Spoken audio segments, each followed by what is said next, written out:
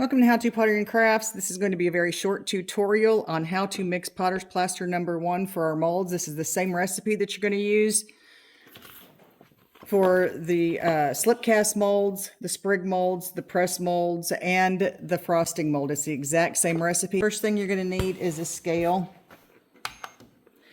Put your container on the scale, then turn it on. This does something called zeroing out. This will turn to 0.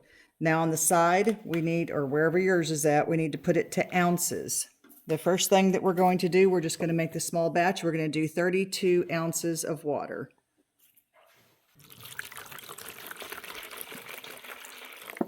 And for this small recipe, it says we're going to need 2 pounds, 14 ounces. And we'll turn it back on to zero it out. Now let's add the 2 pounds, 14 ounces.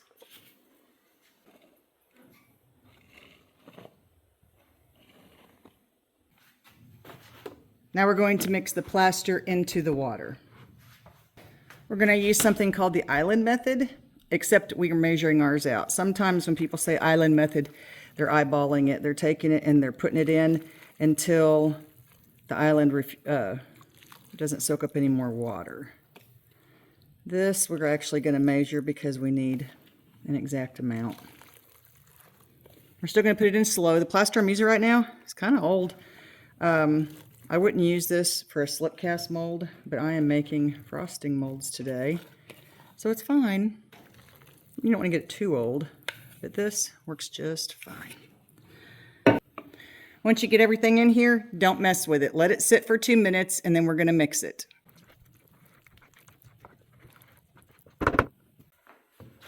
Now, before we put this in anything or on anything, we need to make sure that all the lumps are out of it and the bubbles are gone.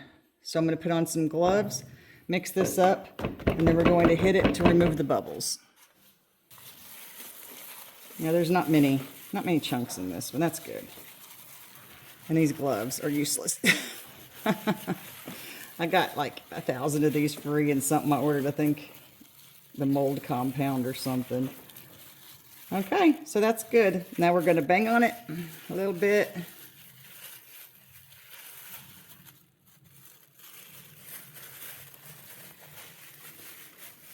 Okay, now we're going to bang on it a little bit to get the air bubbles out.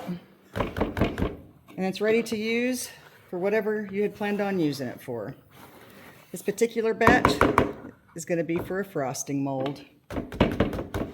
And I'll link that down below.